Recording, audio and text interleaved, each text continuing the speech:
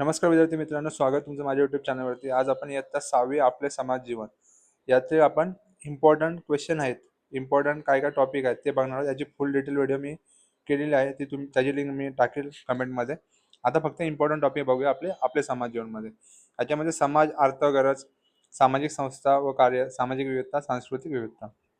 याच्यामध्ये important question आहे समाज.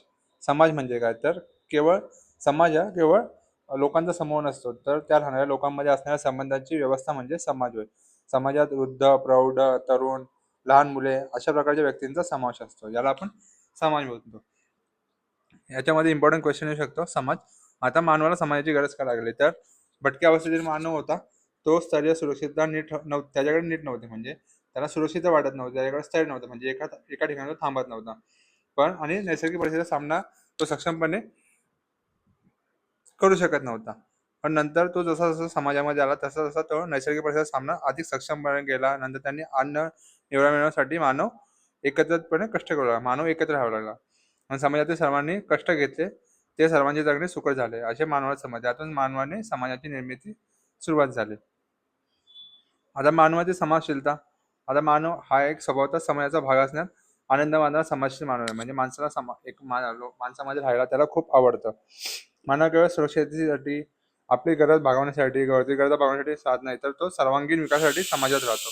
आपल्याला आनंद झाला, कोणातरी सांगावा, आपल्याला दुःख झाले, कोणतरी समजून घ्यावे असे माणसाला वाटते. यातून त्याला नवीन नवीन कल्पना सुचल्या आणि त्या प्रियजनांना सांगावं वाटलं. अशा प्रकारच्या भावनिक बौद्धिक देवाणघेवाणीतून त्यांनी आपली समाजशीलता दिसून येते.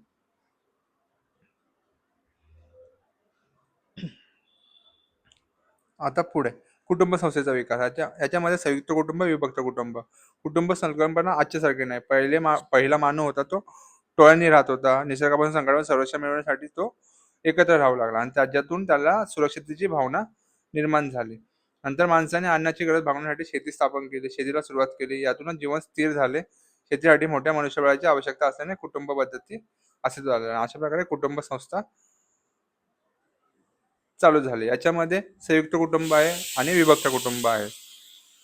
याच्यामध्ये बालक बालिका यांना मिळाले महत्वाचे गुण: संस्कार, भोजन, अर्थसमज, सामाजिक विकास, आरोग्य, शिक्षण, प्रेम आणि माया, सुरक्षितता, संस्कार हे महत्वाचे विषय आहेत. समाजातील कामांची विभागणी. समाजातील विविध घटकांच्या विशिष्ट रूढी परंपरेनुसार नियम व कायदे अस्तित्वात येतात. समूहातील सर्वांना काम करणे शक्य नव्हते, त्यामुळे समूहात कामांची विभागणी करण्यात आली आणि त्यातून समाज निर्माण झाला.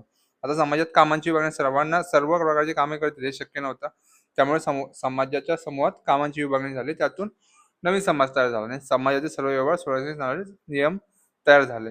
आता सामाजिक संस्था व कार्य. सामाजिक संस्थांचे सामाजिक विविध घटक पाहूया. व्यक्ती, कुटुंब, शेजार, मित्र, शाळा, दवाखाना, बँक, धार्मिक प्रतिष्ठाने, सामाजिक संस्था, बाजार, शेती, व्यवसाय, व्यापार संधी आणि क्रीडा गट, मनोरंजन करणारे गट अशा प्रकारच्या संस्था निर्माण झाल्या. कुटुंब, शाळा, महाविद्यालय या सामाजिक संस्था ओळखल्या जातात. त्यांचं मुख्य कार्य सामाजिक गरजांची पूर्तता करणे आणि समाजात चांगल्या मूल्यांची शिकवण व भावनिक आधारावर समाजात शिस्त राखणे हे सामाजिक संस्थांचं प्रमुख कार्य आहे.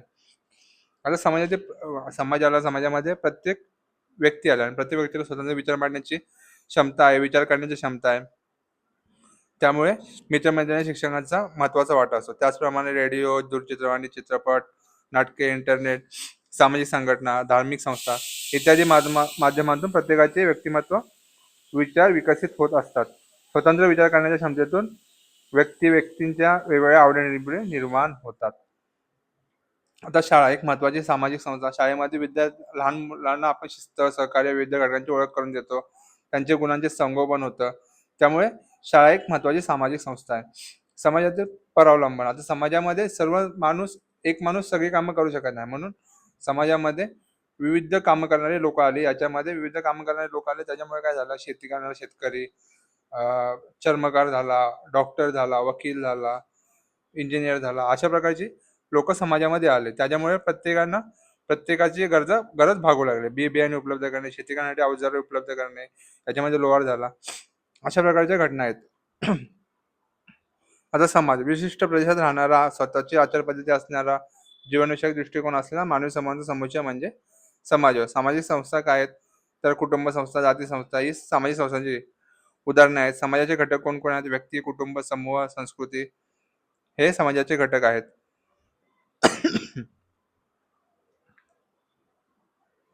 आता वाढत्या मानवी गरजा. यातून काय झालं की प्राण्यांची देखरेख, शेतीची अवजारे या सर्व गोष्टी मिळवण्यासाठी माणसाच्या प्रत्येकाचा व्यवसाय चालू झाला. यातूनच व्यवसायांची निर्मिती झाली. आता याच्यामध्ये काय होतं, दवाखाने, आरोग्य सुविधा, शाळा, मनोरंजनाची साधने, प्राण्यांची देखरेख, उद्योगधंदे व्यवस्थापन यातूनच कामधंद्याची आणि मानवी गरजा भागवण्याची गरज निर्माण झाली. त्यातूनच मग कामाकडे लोकं वळली. सामाजिक विविधता याच्यामध्ये अनेक भाषा, संस्कृती, खाद्य तर प्रत्येक धर्माचं, प्रत्येक राज्याचं खाद्य वेगळं आहे, संस्कृती वेगळी आहे, धर्म वेगळा आहे, चालीरीती वेगळ्या आहेत, त्याच्यात परंपरा वेगळ्या आहेत. यात भौगोलिक विविधता असली तरी त्यातून आपण ऐकता ठेवतो. हे भारताचं प्रमुख वैशिष्ट्य आणि भारताची ही खरी ताकद आहे. आता धार्मिक विविधता याच्यामध्ये हिंदू, इस्लाम, बौद्ध, जैन, ख्रिश्चन, शीख, पारसी अनेक धर्मांचे लोक गुण्यागोविंदाने राहतात. त्यामुळे भारतात प्रत्येकाला आपल्या धर्माप्रमाणे सण उत्सव साजरे करण्याचे स्वातंत्र्य आहे व एकोपा निर्माण होता. आता भाषिक विविधता याच्यामध्ये आपल्या भाषा जरी वेगवेगळ्या असल्या शाळेत आपण त्याच्यामुळे काय होतं, शाळेत आपल्याला निरनिराळ्या भाषा शिकण्याची संधी मिळते. त्याच्यामध्ये आपण मराठी, हिंदी, उर्दू, गुजराती, कन्नड या भाषा शिकतो. आदिवासी भाषेमुळे भाषिक वारसा समृद्ध होता. त्यामुळे आपली प्रगती होते. सांस्कृतिक विविधता याच्यामध्ये मानवी समाजाचा विकास हा कला, भाषा, वेशभूषा, खाद्य परंपरा, खेळ इत्यादी घटकांच्या आंतरक्रियेतून तयार झाला आहे. भारतीय संस्कृतीने वैविध्याने संपन्न देश असा देश आहे. प्रत्येक प्रदेशाचे सण, उत्सव, गीते, चालीरीती इत्यादी भिन्न आहेत, परंतु विविधते मागील प्रेरणा असता एकच असेल, संपूर्ण देश एकतेच्या सूत्रात बांधलेला. आता सगळं काही आपलं वेगळं, चालीरीती वेगळ्या असल्या, गीते वेगळे असले, सण वेगळे असले, तरी आपली प्रेरणा एकच असल्याने संपूर्ण देशाच्या एकतेच्या सूत्रात बांधलेला. आता खाद्य विविधता याच्यामध्ये आपल्या प्रत्येक देशाचं अन्न वेगळं आहे. कुठं आपण तेल पण वेगळं वापरतो. दक्षिणेत नारळ तेल वापरतो, उत्तरेत मोहरी तेल वापरतो, पश्चिमेत शेंगदाणा तेल वापरतो. हे जर वेगळं असलं तरी आपण एक राहतो. आता किनारपट्टी भागात तलावांची संख्या जास्त आहे, त्याच्यात भात, उत्तरमध्ये गहू, बाजरी, ज्वारी असं विविध प्रकारचं अन्न तयार करतो आपण. आणि एकतेमध्ये इडली, डोसा, सामोसा, पराठा यांसारखे पदार्थ देशभर लोकप्रिय आहेत. त्यातून आपल्याला विविधतेतून एकता दिसते. भारतातील खाद्य विविधता ही बघा, भारतात वेगवेगळे पदार्थ कुठे कुठे भेटतात हे प्रत्येक राज्यानुसार दिलेले आहेत.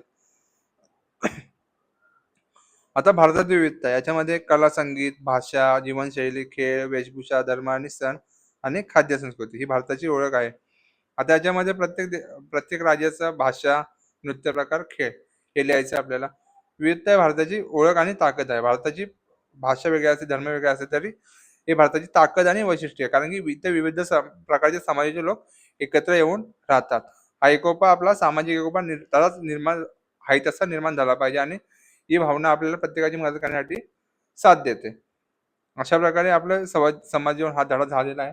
याच्यामधली प्रश्नोत्तरांची व्हिडिओ मी टाकलेलीच आहे अगोदरच. तुम्हाला आता फक्त परीक्षेच्या दृष्टीने युनिट टेस्ट 1 आलेले तर महत्त्वाचे मुद्दे मी या व्हिडिओमध्ये दिले आहेत. तुम्हाला व्हिडिओ आवडल्यास आपल्या चॅनलला सबस्क्राईब करा, व्हिडिओला लाईक करा, शेअर करा, कमेंट करा. जास्तीत जास्त मुलांपर्यंत आपले व्हिडिओ पोहोचवा. धन्यवाद.